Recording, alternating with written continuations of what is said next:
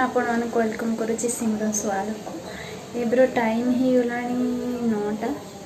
Actually हम गोटे जगह को जीवार अच्छी तो फाइनल लुक रेडी होकर देखो आपको स्टे ट्यून्ड।